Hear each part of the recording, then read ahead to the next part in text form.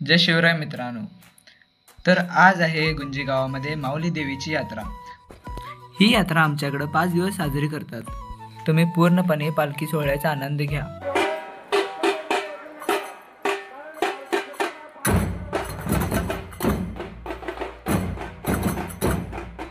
तुम्हाला वाटायला असणार आम्ही हे लाडू घेऊन काय करायला. हे काय नाही, फक्त आम्ही पालखीचा ते टाकायचे इंतजार करायला. बघा इथं तुम्ही बघू शकता की इथं सगळी लोक पालखीमध्ये लाडू टाकालेत. आम्ही पण टाकलेला लाडू त्या पालखीमध्ये जाऊन पोचला, तुम्ही बघू शकता.